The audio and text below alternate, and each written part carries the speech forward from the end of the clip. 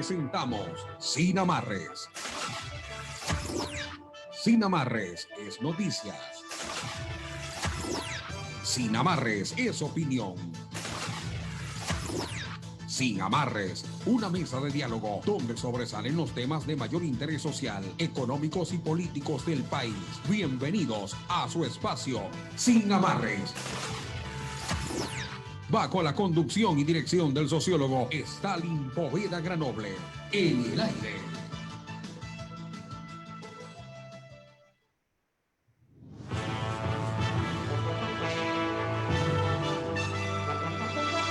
¿Qué tal? Muy buenos días, sean bienvenidos y bienvenidas a este su programa Sin Amarres, por supuesto, que se transmite aquí a través de Radio Atalaya 680M, y también un saludo especial a quienes nos acompañan a través de nuestras redes sociales, donde nos podemos escuchar y ver gracias a la tecnología.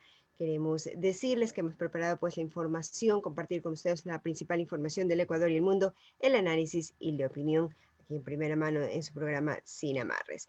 Queremos invitarlos también a que nos sigan a través de nuestra cuenta de Twitter e Instagram como @Radio Atalaya, y pueden escuchar la retransmisión de este y todos los programas de la radio a través de nuestro canal en YouTube, Radio Atalaya 75. Hoy viernes 4 de diciembre del año 2020. Estamos pues iniciando ya este espacio y queremos saludar primero también para arrancar a nuestro compañero Carlos Pacheco, que está en la sala de controles, y conectados ya junto a nosotros están el licenciado Alcides Montilla y el sociólogo Stalin Poveda Granoble.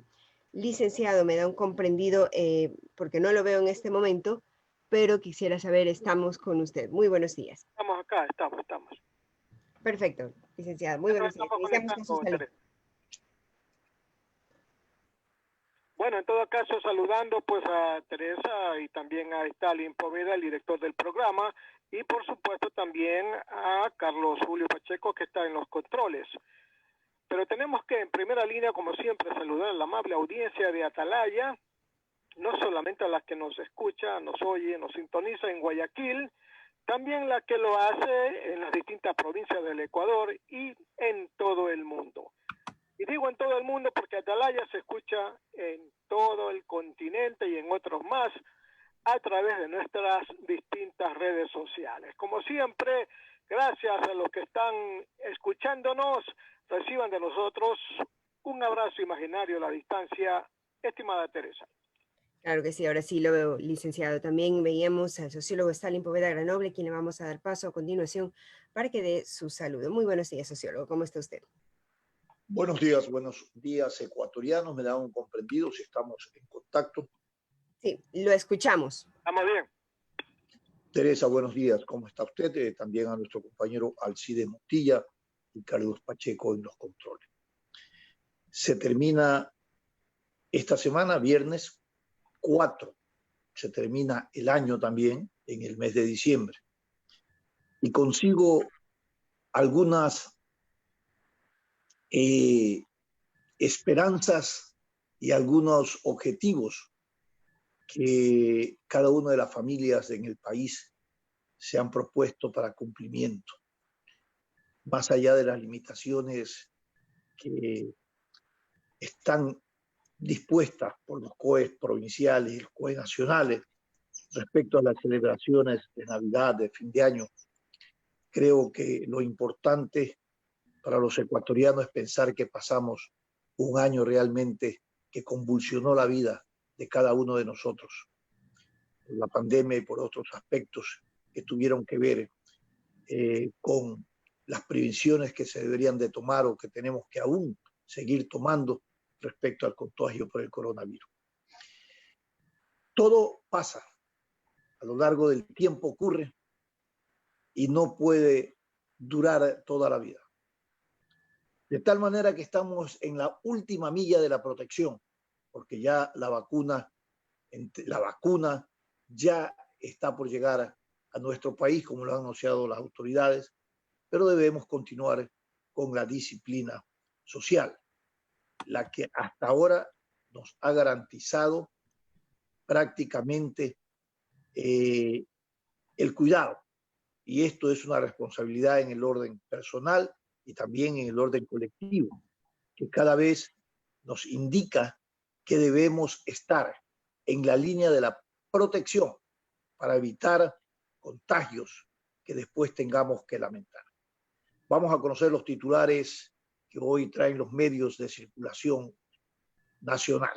Adelante, Creo Teresa. que sí, vamos a hacer este recorrido informativo como cada mañana para presentarles a ustedes la información principal que recogen los diarios de circulación nacional. El Universo nos dice en su portada: Gobierno impulsa comités de seguridad ciudadanos.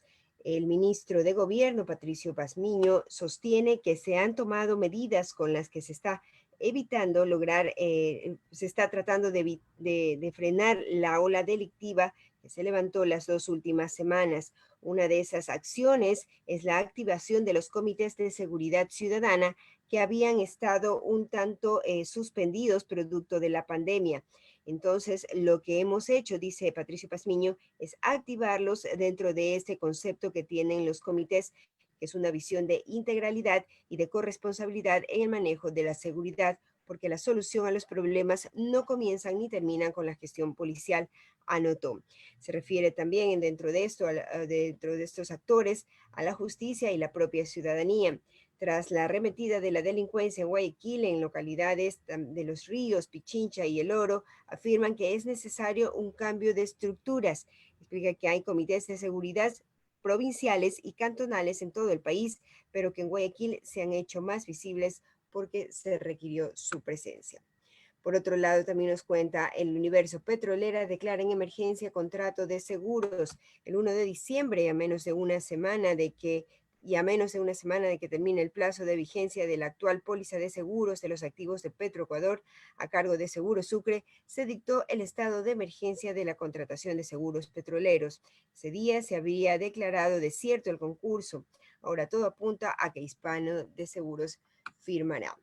Por otro lado, distancias se incumplen en aeropuerto.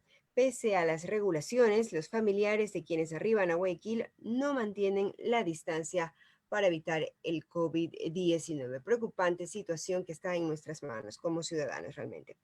Por otro lado, la Organización de las Naciones Unidas para la Agricultura y la Alimentación señala que la pandemia empeoró el hambre. Las repercusiones de la pandemia de COVID-19, en particular en lo que respecta a la pérdida de ingresos, son un factor importante para los niveles de inseguridad alimentaria mundial, señaló la FAO en su informe trimestral que habla de un crecimiento del hambre a nivel mundial. Por otro lado, también nos cuenta el Universo: municipio clausuró 160 espacios en la bahía. Eran bodegas y locales que no tenían permiso o no cumplían con las normas de bioseguridad. Ayer en la tarde hubo protestas de quienes moraban en la zona. Así también nos señala el Universo: fue detenida la pareja del terror, que se le ha acuñado pues este término a una pareja que fue filmada en Quito realizando asaltos. Son ecuatorianos y serían los autores de varios robos que quedaron filmados del Universo. Por otro lado, compartimos también la información de diario El Comercio. 3 generaciones celebran 486 años de fundación en Quito. Las personas de la tercera edad, adultos y niños organizan concursos y eventos musicales. Los festejos pasaron de las calles y otros rincones a la virtualidad. Así también nos dice: una Navidad más austera se vivirá en las empresas. La entrega de bonificaciones y canastas navideñas se recortó o eliminó en las empresas por la situación que afrontan este año. Las compañías priorizan recursos para el pago de la 13ª remuneración que se realiza también en este mes. En otros temas, el reto urgente: impulsar el uso de las vacunas. Esto a nivel mundial. 3 expresidentes de Estados Unidos afirmaron que se vacunarán por televisión para alentar la inoculación entre la población. Sin embargo, se presentan problemas éticos sobre la obligatoriedad o no de ponerse la vacuna. También nos dice el Comercio: las medidas de bioseguridad van juntas o no sirven. Una entrevista a varios especialistas que señalan la necesidad de mantener todas las medidas de bioseguridad, no solamente una. Por otro lado, Comité de Ética de la Asamblea inicia su trabajo. El Comité de Ética de la Asamblea comenzó a trabajar ayer con la elección de Fernando Callejas de Creo como su presidente. Hay 2 vías para que este organismo trate denuncias contra legisladores a través de los mismos parlamentarios o de los asesores en casos de diezmos. En el Consejo de la Administración Legislativa, en el CAL, hay procesos de depuración represados. Finalmente, el riesgo, un problema en Cotopaxi. Campesinos, empresarios, agrícolas y autoridades buscan soluciones para mejorar el sistema de regadío, pues varios canales se encuentran dañados, señala Diario El Comercio. Vamos a compartir entonces la información de Diario Expreso también, que nos cuenta entre sus notas instantáneas electorales, un reportaje que titula "Dame un TikTok y seré presidente". El uso de esta red social, como está siendo pues tomada también por los candidatos, tanto para la Asamblea como para la presidencia en las próximas elecciones de 2021. Así también la ATM inaugurará la aerovía sin la UPC de Durán. Por otro lado, Guayas cuestiona y revisará los ingresos generados por peaje. Se refiere a la prefectura de Guayas. Así también las maniobras de Petroecuador encienden las alarmas del control estatal. Y finalmente nos dice también Diario Expreso, una protesta de vendedores informales generó el temor al saqueo en el centro. La marcha se dio luego de que 300 policías metropolitanos clausuraron 100 bodegas sin permiso para funcionar y desalojaron comerciantes ambulantes. 6 de la mañana con 42 minutos, estimado sociólogo. De esa manera concluimos este recorrido informativo. Teresa, muchas gracias. Le quiero pedir que por favor me amplíe esta noticia relacionada a la inauguración de la aerovía, porque realmente resulta muy preocupante y cuestionable las situaciones que se están dando alrededor de esta obra tan importante y necesaria para la movilidad y el tránsito en nuestra ciudad. Por favor.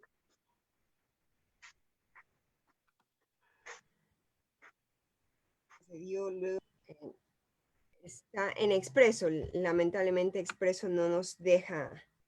Hay un titular que usted leyó. Ah, sí, claro. La ATM inaugurará la aerovía sin la UPC de Durán, dice Diario Expreso. Muy bien. Sí, resulta lamentablemente no podemos acceder. No se preocupe. Resulta poco comprensible que cuando los ciudadanos esperan que se termine una obra que tiene que ver con la movilidad y el tránsito en la ciudad, esta se vea empañada porque no se cumplen acuerdos que se han realizado entre funcionarios y constructores y que de alguna manera tienen que ver con el beneficio que además que reciben los usuarios o que recibirán los usuarios de este servicio, aquellos beneficios que pueden y deben de recibir aquellas comunidades, en este caso el Cantón Durán, con quien se han comprometido a la construcción de un UPC, una infraestructura de seguridad, que a decir de los entendidos no costaría más de 200, 300 mil dólares, frente a una inversión tan grande como es la aerovía. Pero aquí hay que hacer notar cómo y de qué manera se comprometen funcionarios de turno, porque no son permanentes, que representan instituciones públicas que están regentadas o que su dinámica y su accionar depende fundamentalmente de todos los recaudos o recaudaciones que alrededor de los ciudadanos se dan a nivel de los municipios, a nivel de la contratación pública para efecto de estas obras. Porque los presupuestos de las instituciones públicas, ¿de dónde devienen? Devienen de los aportes de los ciudadanos a través de sus impuestos, que luego la institucionalidad pública los redistribuye en obras y que también sirven de contraparte y de garantía para préstamos internacionales para ejecución de obras. Y esto en la línea de la alianza público-privada. Igual, así se dé en ese orden como se ha dado, son dineros que hay que cubrirlos y pagar. Entonces, uno tiene que asumir responsabilidades, aún más si dirige una institución pública y hay acuerdos, hay que cumplirlos. Que los acuerdos han sido verbales y que como fueron con otro administrador a nivel de la ATM, no, el nuevo no tiene por qué cumplir. Señores, los administradores en instituciones públicas son transitorios. La institucionalidad prevalece, su legitimidad es reconocida, debe de ser reconocida institucionalmente. Y es lamentable que estos acuerdos no se cumplen no se cumplan y afecten la totalidad del beneficio de esta obra que es esperada por los ciudadanos, por la ciudad de Guayaquil.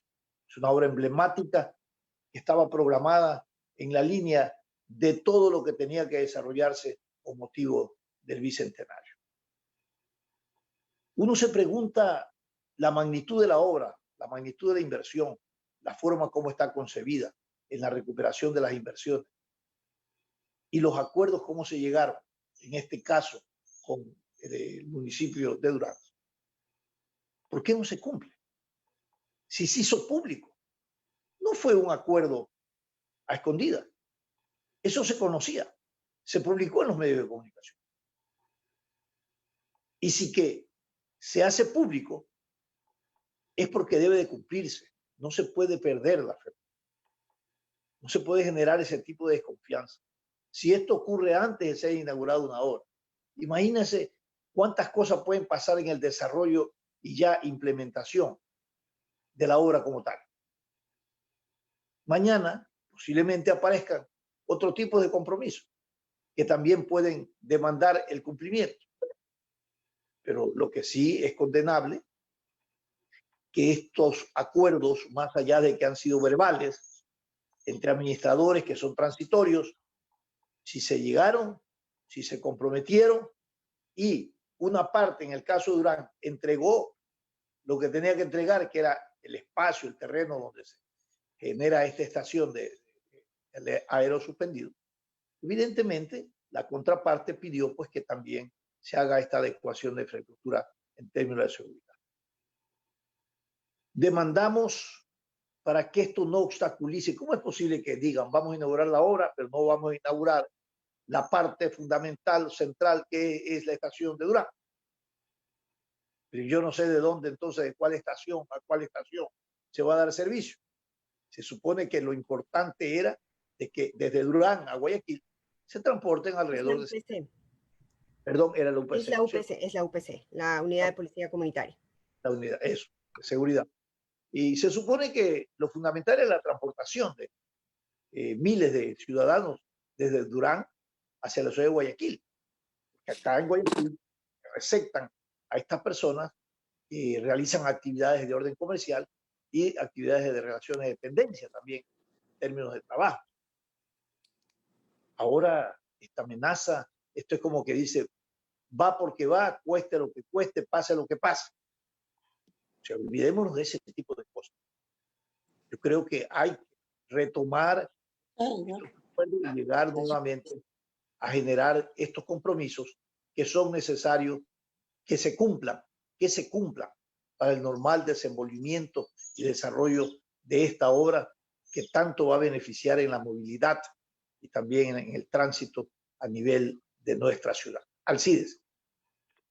Oiga, Stalin, déjate ver, buenos días. Sí, ¿cómo estás? Sí. Parece que este tema que usted está tocando es parte de ese conglomerado de preguntas que todos los días nos hacemos.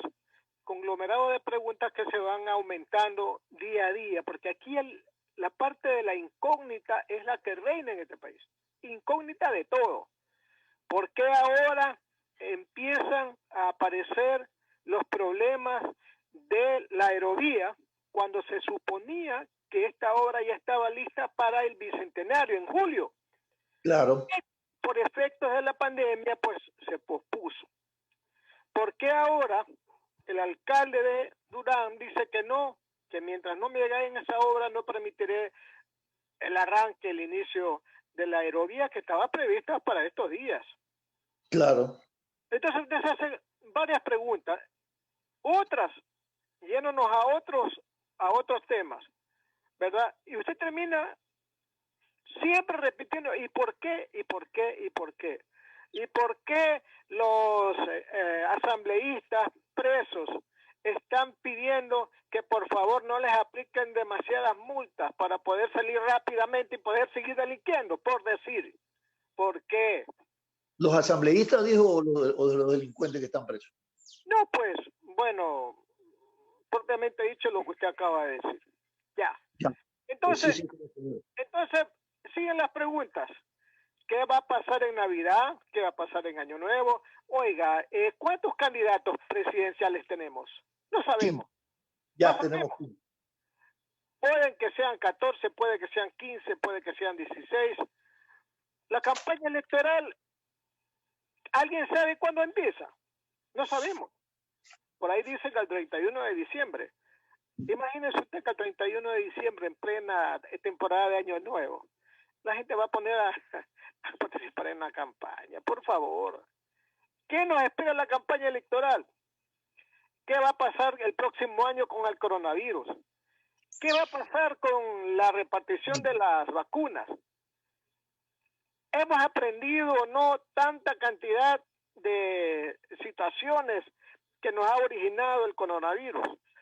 ¿Estamos o no estamos aprendiendo que la única manera de enfrentar el coronavirus es con la mascarilla, con el gel, con el lavado de manos, con el distanciamiento? Tantas cosas que se pregunta el ser humano, y nos preguntamos ahora a propósito del tema que estamos tratando. ¿Qué pasó?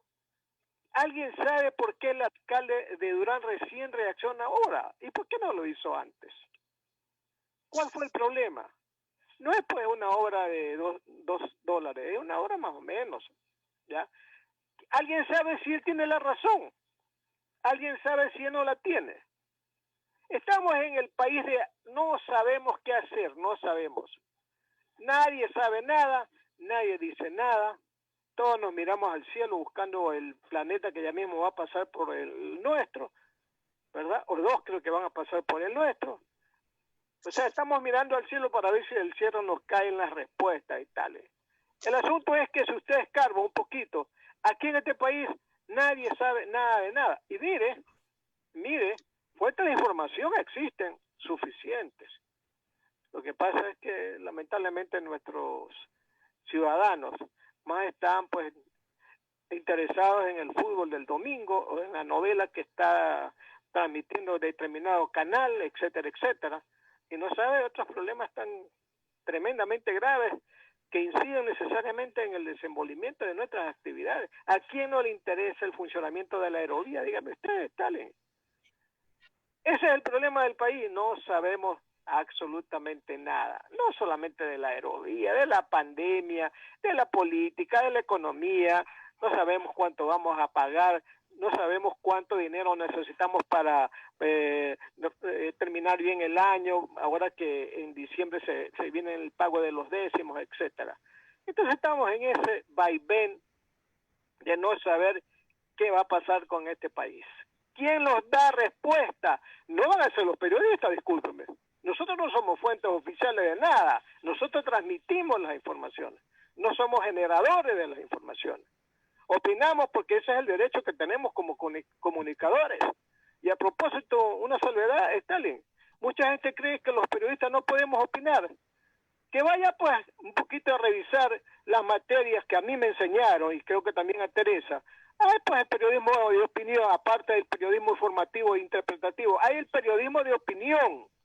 Hacemos nosotros, usted, Stalin, yo y Teresa, hacemos periodismo de opinión. Así que muchísima gente nos deniega o nos dicen, señores, dedíquense a la información, ustedes no pueden opinar. Perdónenme, con todo respeto, también opinamos. ¿Por qué? Porque eso es parte de la comunicación, es parte del periodismo, la opinión. Estamos opinando en este momento, como lo estoy haciendo yo. pero también informamos e interpretamos las cosas, porque a veces es necesario para que el público, para que nuestros oyentes, los televidentes, los lectores puedan entender mejor las cosas. Nosotros nos encargamos hasta donde podamos de interpretar las informaciones. ¿Para qué? Para que el mensaje vaya finalmente claro al destinatario, que es el radio oyente en el caso nuestro. Entonces, Stalin, volviendo al tema de la aerovía, ayer estábamos oyendo al jefe de obras públicas del municipio, Andrés Urbano, decir que hay algunos elementos que todavía deberían de ser pues aclarados y tomados en cuenta antes de la inauguración de la aerovía, que se va a inaugurar pésele a cualquier circunstancia que esté en este momento ocurriendo. O sea, en otras palabras, se va a inaugurar pese al reclamo del señor alcalde de Durán, estimado Stalin.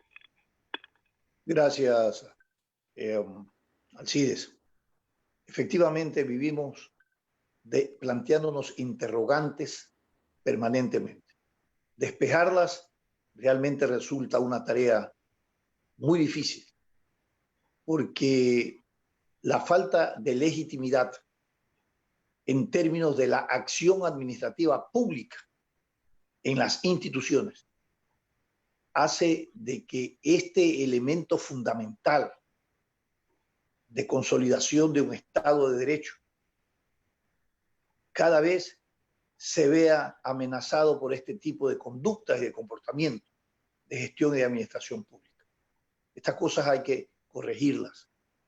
Y cuando uno busca la línea de corrección o busca cómo solucionar este problema, este cómo es el más difícil. Siempre estamos pensando y escuchando propuestas del qué, pero del cómo casi no hay respuesta. Excepcionalmente aquellas que se profundizan en un análisis estructural y que no caen en la coyuntura, que tienen una propuesta, son aquellas que deben de ser albergadas, que deben de ser acogidas.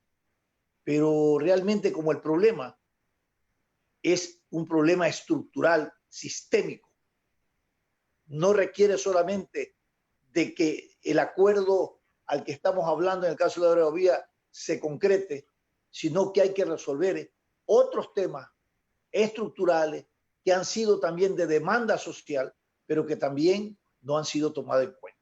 Yo creo que la sociedad en su conjunto debe demandar que el pensamiento, el análisis, la opinión que se genera en la sociedad civil debe tener un receptáculo a nivel de la estructura del poder político y a nivel de la estructura del poder de la gestión pública, para ir corrigiendo esta distorsión.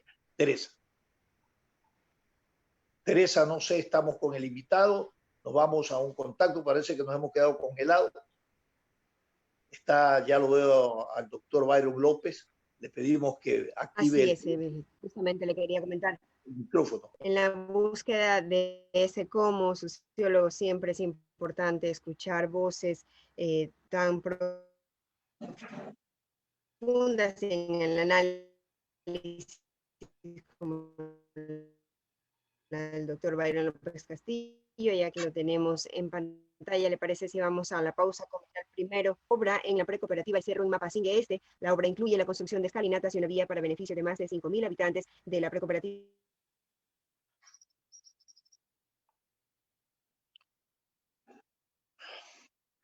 Programa de opinión, categoría O, apto para todo público. El siguiente es un espacio publicitario apto para todo público.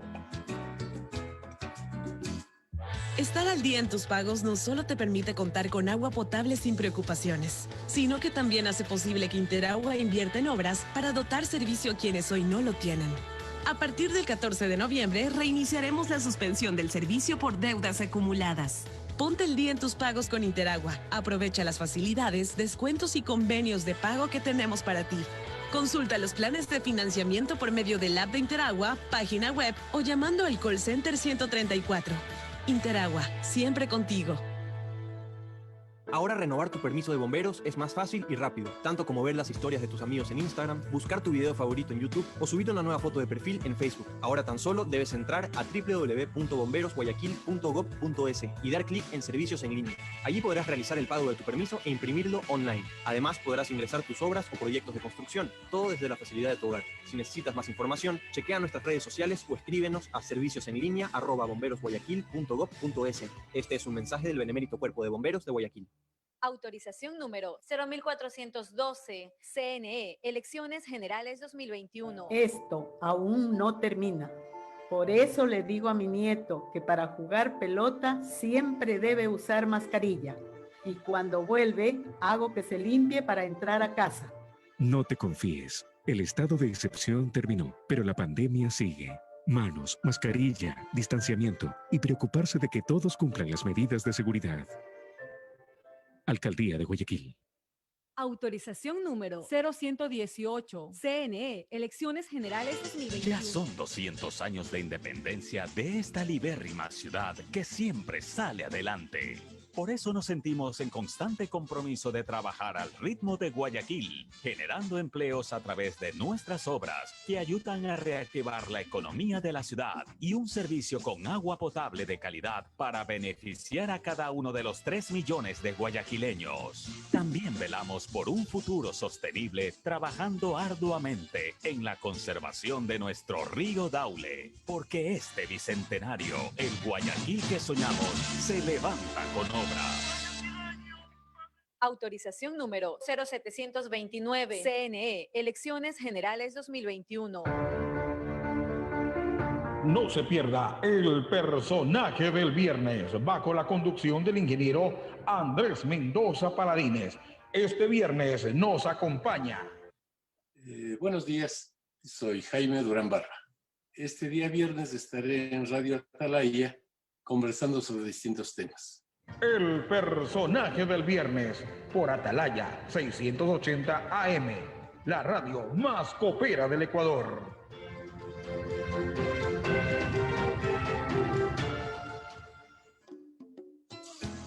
Fin del espacio publicitario. Usted está escuchando un programa de opinión, categoría O, apto para todo público. Sin amarres, una mesa de diálogo donde sobresalen los temas de mayor interés social, económicos y políticos del país. Sin amarres, bajo la conducción del sociólogo Stalin Poveda Granobles. En Sin Amarres, le damos la bienvenida al invitado de hoy.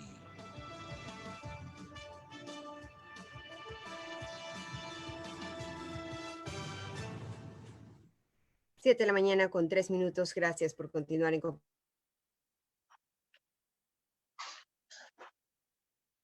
el doctor Byron López Castillo, nuestro panelista de todos los viernes, a quien le damos la más cordial bienvenida, estimado sociólogo. Doctor, buenos días. Le pido que active su micrófono para saludarlo y escucharlo. No lo escucho, doctor. Buenos días. Active el micrófono. No lo escucho. Actívelo. Teresa, a ver si lo ayudamos al doctor. Lo vamos a contactar por interno mientras tanto podríamos iniciar con el análisis. El entorno en que se desarrolla y se desenvuelve. Ya está listo. ¿Aló? Ahora sí, doctor, buenos días y bienvenido. ¿Ya me oye, ya me ve? Como siempre, Alcides Montilla y Teresa Merchán en esta mesa de diálogo. Buenos días, doctor. Buenos días, Gracias, doctor. El día de hoy hemos convenido un análisis sobre la situación de la inseguridad galopante que vive nuestro país. Ciudades importantes, mucho más notorias como Guayaquil, Quito y otras ciudades, ¿no? Realmente nos dicen y nos hacen entender y vivir una situación angustiosa que viven los ciudadanos porque la violencia, la delincuencia está desatada. No hay control. Y sobre esta situación se han activado algunas sensibilidades institucionales para frenar o mitigar los impactos de esta mal social, de estas lacras sociales que afectan no solamente, y atentan a la vida, no solamente esto, sino que también a lo material. Y el tema de la seguridad, que cruza como eje transversal por la seguridad de los ciudadanos, también implica seguridad de otra índole, en lo jurídico, también implica en lo alimentario, en general, la seguridad que el Estado, los gobiernos deben propiciar, un ambiente de paz y de seguridad a los ecuatorianos como derecho, sentimos que no lo recibimos. Doctor, buenos días y bienvenido. Muy buenos días, Stalin. El país vive una serie de problemas muy serios, muy graves, que demandan una atención permanente para conseguir soluciones coherentes, justas y reales. Una de ellas es la inseguridad ciudadana. Existe un clamor en el país porque a lo largo y ancho del Ecuador se ve todos los días la consumación de delitos de distinta naturaleza que atentan tanto contra la vida del ser humano como contra la propiedad ajena. Y lamentablemente es un problema que sigue avanzando y avanzando. La delincuencia avanza incontenible. Esto es un hecho evidente. Aquí Guayaquil es escenario de una serie de espectáculos tremendos en donde se ve que el delincuente ataca permanentemente en distintos sectores de la ciudad, de tal manera que no hay seguridad en ninguna parte. Este problema de carácter general, social, no puede permanecer indiferente. Al Estado le corresponde, entre una de sus tantas atribuciones, la de la seguridad interna, aparte de otras más que para qué vamos a mencionar en este momento. Pero la seguridad interna es una obligación estatal. La seguridad debe ser manejada con un criterio técnico, humano y absolutamente coherente. Digo una vez más, ¿qué es lo que hay que hacer? Aquí hay una serie de medidas que se están tomando aisladamente, porque en el Ecuador padecemos de un problema también muy grave. No tenemos un plan de gobierno general ni un programa de permanentemente acción para luchar contra determinados problemas y fenómenos. Aquí estamos dando, como se dice vulgarmente, manotones de ahogado, buscando soluciones ya en este instante sin pensar en el futuro y tomando medidas que a veces son improcedentes para el análisis y la solución de determinado problema. Aquí hay una situación de carácter diversa. La delincuencia tiene un origen en varios aspectos. La criminología plantea que uno de esos aspectos o causas es la falta de trabajo, por ejemplo. La falta de trabajo, la desocupación, eso lleva a la gente a que en su desesperación cometa delitos contra la propiedad. El hurto, el robo, la estafa encuentran a veces su origen en la falta de trabajo de la gente que se ve obligada a acudir a estos medios para poder sobrevivir ella y su familia. Todo efecto tiene su causa, dice un principio criminológico de la escuela causalista, y así es en verdad. Con ese análisis, entonces, podríamos decir que habría que luchar contra la corrupción, contra la delincuencia, dándole trabajo a toda la gente. Pero eso lamentablemente no se puede porque hay condiciones también de otra índole que impiden que inmediatamente se pueda encontrar ubicación de trabajo para todos los centenares de miles de personas que están en este momento en la desocupación. Frente a este panorama tan tétrico, hay necesidad de plantear lo siguiente. Hay un COIP, Código Orgánico Integral Penal, que lamentablemente fue estructurado más para defender al delincuente que a la víctima. Por eso se ha dicho con buen criterio que es un código delincuencial que favorece al delincuente y desfavorece a la víctima. ¿Por qué decimos esto, quienes así pensamos? Porque usted observa y el público observará que, por ejemplo, se cambió el nombre de preso para ponerle el nombre de persona privada de la libertad. Y ya no se habla sino del PPL. Y hay gente que pregunta, ¿qué es eso? PPL, ¿qué significa? Es el preso. Creyendo con eso desestimar el nombre que debe tener la persona que comete un delito, porque va presa. Luego al delincuente se le tapa la cara. No se le permite que le vea a nadie la cara, de tal manera que no se pueda identificar quién es. En cambio que la víctima sí, Se hace alarde del ataque que sufrió, el sitio en que fue golpeada, asesinada. Se ve a la familia llorando desesperadamente por el ser querido que ha perdido a consecuencia de un ataque de esta naturaleza. Ahí sí se da publicidad a la parte de la víctima. A ella se le victimiza por dos ocasiones. El momento en que sufre el ataque y luego cuando se le presenta ante la opinión pública denunciando lo que se cometió y llorando y pidiendo justicia. Justicia, Señor, justicia es la palabra que pronuncian reiteradamente. Luego en el proceso penal, que hay una etapa de investigación, que es la etapa primera en el juicio penal, que es una etapa preprocesal. La etapa de investigación corre a cargo de la Fiscalía General del Estado y los fiscales provinciales. Esa etapa tiene, de acuerdo con la ley, una duración de hasta 2 años, de tal manera que una persona puede estar investigada en manos de la Fiscalía hasta 2 años, sin que la víctima pueda presentar durante ese lapso su acusación particular.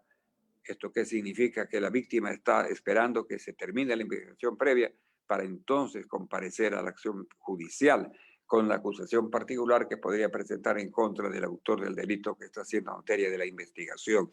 Esto tiene que cambiarse. No puede durar tanto tiempo una investigación porque durante ese lapso se pierden los testigos, se pierden los indicios, se pierden las presunciones que podrían llevar a la víctima a comparecer con pruebas contundentes para establecer la responsabilidad de la persona autora de la infracción. Por otro lado, vemos cómo los presos, los PPL, salen de la cárcel como fuera de un hotel. Se captura a una persona y la policía dice, se ha capturado a fulano de tal, que ha tenido 25 órdenes de detención y está libre. ¿Cómo es esto que salen en libertad teniendo 25 órdenes de prisión? Eso demuestra entonces que hay una situación de incumplimiento del Código Orgánico Integral Penal de mantener a este sujeto en la cárcel durante el tiempo que sea, hasta tanto sea debidamente condenado. Esto tiene que superarse. Por eso he planteado aquí, junto con otros jurisconsultos de la ciudad y del país en ciertos momentos, la necesidad de ir a una reforma integral del Código Orgánico Integral Penal para que sea una ley que en verdad no solamente favorezca al victimario, sino a la víctima. Vemos por otra parte cómo se instauraron en el COIP determinadas instituciones jurídicas que han dado margen a que el delito prolifere.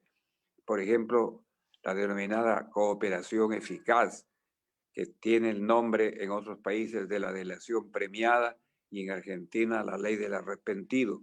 La cooperación eficaz permite que una persona que comete una infracción, al momento en que ofrece cooperar eficazmente, indicando todo lo que sabe al respecto, determinando inclusive quién es el autor de ese delito, porque hay delitos como los de corrupción en los cuales la persona, la cabeza principal, desaparece.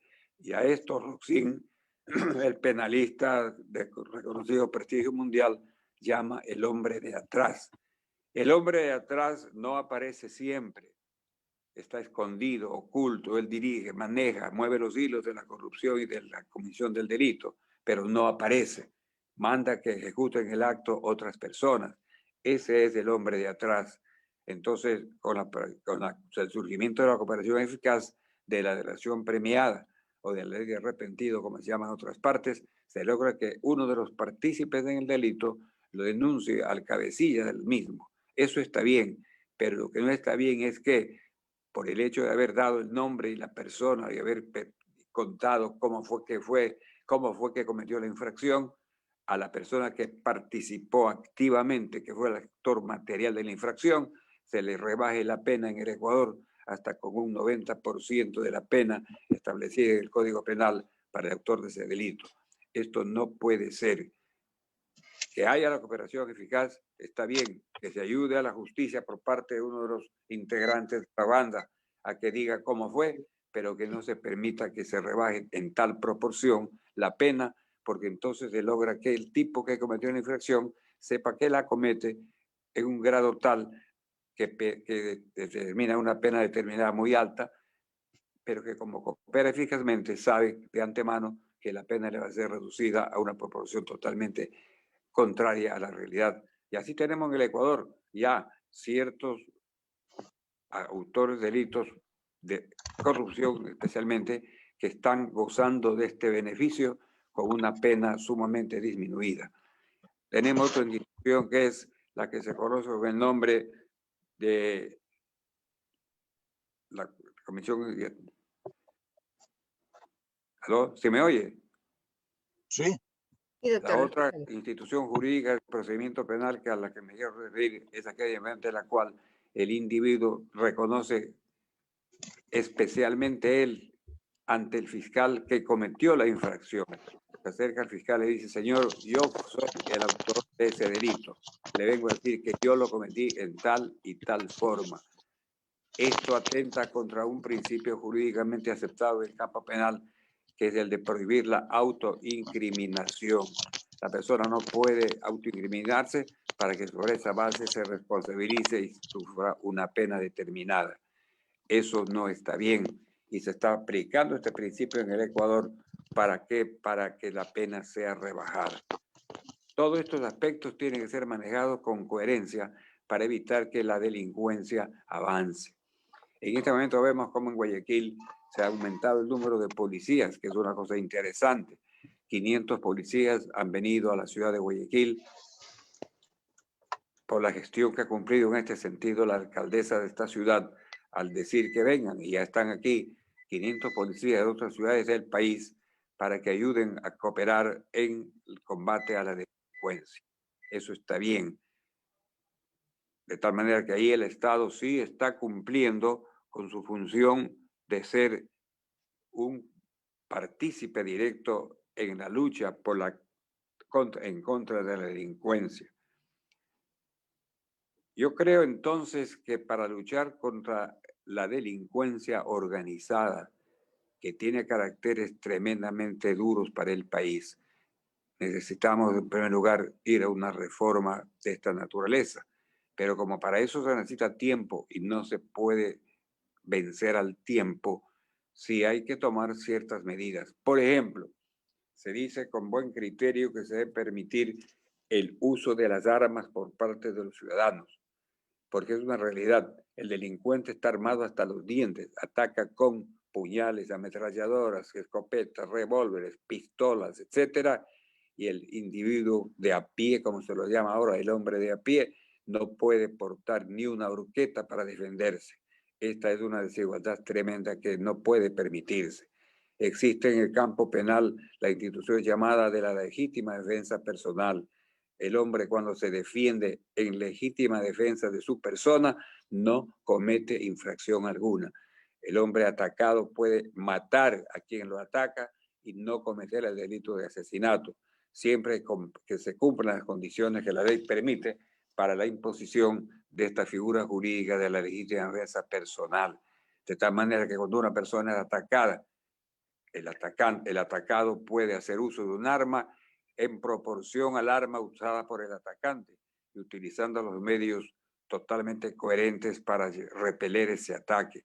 Si se produce esto, entonces entra en el terreno de la legítima defensa personal, que es una causa que hace desaparecer la antijuridicidad del acto.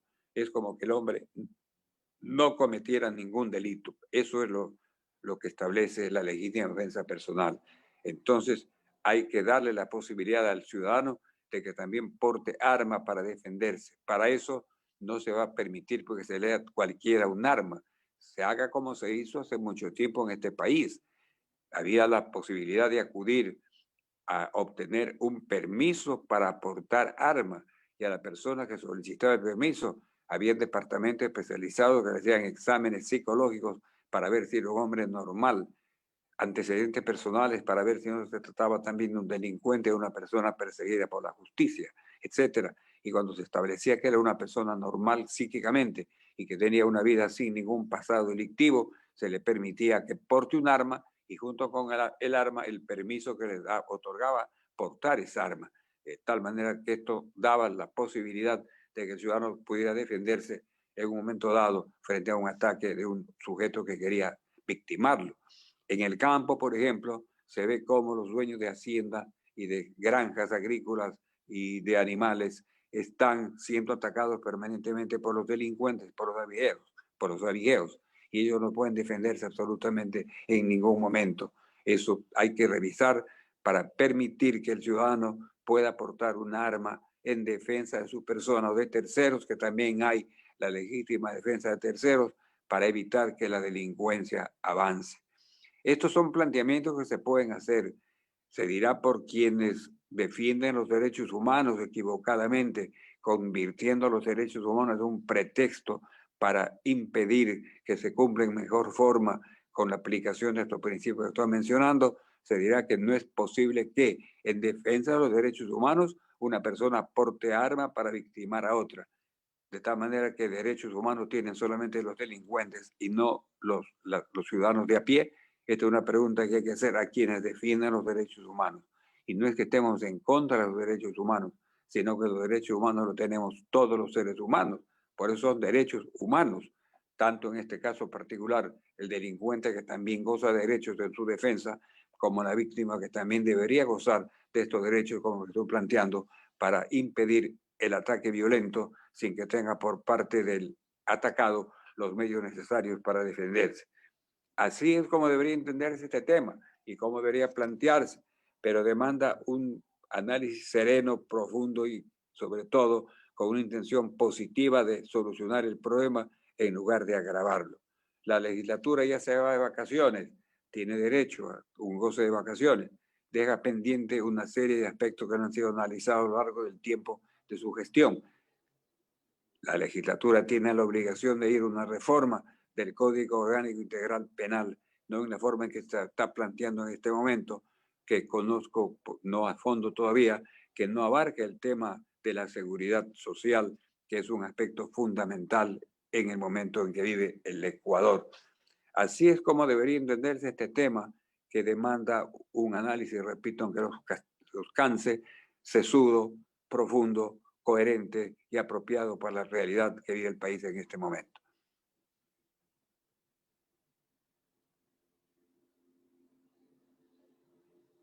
¿Aló? Sí, doctor. ¿Aló? Lo escuchamos, doctor. Licenciado, no sé si podemos Doctor, mi breve comentario. Es cierto que el problema de la delincuencia le compete a todos. O sea, aquí nadie se exime. Ah, no, yo no, porque yo no. Aquí todos sufrimos por la delincuencia. Y así como sufrimos por la delincuencia, tenemos que también participar a solucionar este problema. Y ahí viene el detalle. Primero, las Fuerzas Armadas deben o no participar. Segundo, debe armarse o no al ciudadano. Tercero, hay o no un error de concepto. Se cree que el alza de los delitos se debe a la pandemia, al encierro, a la cuarentena y a la crisis económica. Y no es tan cierto, porque usted ve a los delincuentes, ¿verdad?, que matan, hieren y asaltan. Esos andan en grandes carros, utilizan fusiles de última generación. O sea, el delincuente no es el común y corriente necesariamente. Hay ese otro delincuente que se origina de los enfrentamientos de bandas de delincuentes que están, pues, sus integrantes en las cárceles. Entonces, doctor, el problema hay que solucionarlo con la participación de todos. Y me olvidaba de los jueces y fiscales y de las leyes, porque ahí también hay otro problema, doctor. Su comentario. Sí, efectivamente, así usted tiene razón. Primero, para ir en orden, si no se me escapa su inquietud, yo creo que es conveniente que las Fuerzas Armadas salgan a las calles, porque también tienen obligación de la seguridad. Y la seguridad es no solamente en el campo externo, sino también en el campo interno. Que salgan en forma ordenada a vigilar y a controlar, me parece que sería procedente para que ayude a la policía en el cumplimiento de esta tarea. Usted en la parte final de su intervención anota algo que a mí se me escapaba. Es importante también, como usted anota, tomar en cuenta el hecho de que hay jueces y fiscales que actúan en forma totalmente en desacuerdo con la realidad jurídica y atentando contra principios éticos. Este es un problema que debe ser analizado también con profundidad. Jueces y fiscales que no cumplen a cabalidad con su función, manejando la justicia con fines proditorios al servicio de intereses o a veces por ignorancia también, lo cual sería justificado porque ignoran, pero lo hacen a veces con doble intención. Eso tiene que también superarse. Luego, el análisis que usted plantea, se demanda una cooperación de la ciudadanía. Efectivamente que también la ciudadanía debe cooperar en esta lucha contra la delincuencia. Es importante destacar que la ciudadanía toma medidas, se protege en los barrios, pone guías, guardianes privados en las ciudadelas particulares para que no puedan avanzar los delincuentes. Y sin embargo eso se ve como violentando estas seguridades, ingresan al interior de las ciudadelas y dentro de ellas cometen delitos. Otra cosa que usted nota con bastante claridad es el hecho que no solamente debe considerarse a la delincuencia como un fenómeno producto de la pandemia o de la crisis económica, como dije yo al principio de esta intervención, porque como usted bien anota, existen delincuentes que cometen sus delitos en carros de lujo, en motocicletas de primera calidad, lo cual demuestra que no son gentes que carecen de medios económicos, sino que por el contrario gozan de una situación económica más o menos satisfactoria o boyante. Luego los de fondo, existen bandas delincuenciales organizadas debidamente, tanto dentro como fuera de la cárcel, y esas bandas son las que establecen polémicas y luchas entre ellas y se matan entre ellas por ganar el territorio, como se deben llamar ahora, el territorio en el cual actúan para cometer sus infracciones. Esto lo conoce la policía muy bien, y la policía, ahora que cuenta con un mayor número de dotación humana, debe enfrentar la situación en forma más dura y enérgica, contando para ello, repito, con la colaboración de la ciudadanía. Estoy de acuerdo totalmente, Alcides, con los análisis que usted hace y creo yo conveniente que así es como debería manejarse este problema tan grave y tan serio, igual que el de la pandemia, o peor que el de la pandemia, porque la pandemia tendrá curación, dice, en el momento que la vacuna ya entre a actuar. En cambio que la delincuencia no hay vacuna contra ella. Tiene que ser únicamente el empleo de leyes coherentes y lógicas y la aplicación de principios para que el juez pueda actuar con absoluta seguridad y las reformas legales que me han permitido plantear para que se pueda decir que está luchando en forma franca contra la delincuencia. Así me pronuncio en este sentido. Correcto, doctor. Agradecemos mucho y lo invitamos como siempre para el próximo viernes seguir pues analizando los temas de interés nacional. Gracias al doctor Byron Segundo López Castillo por haber estado con nosotros. Teresa. Así es, muchísimas gracias al doctor. Realmente importante el mensaje que él deja. Es un problema estructural que necesita de la participación de todos este tema de la inseguridad. Seguiremos, por supuesto, invitándolo, compartiendo con él y gracias también a ustedes, nuestros amables oyentes, por habernos acompañado el día de hoy. Los invitamos a seguir en sintonía de Radio Atalaya y viene Fernando Aguayo en vivo. Que tengan un lindo fin de semana. Sin amarres, una mesa de diálogo donde sobresalen los temas de mayor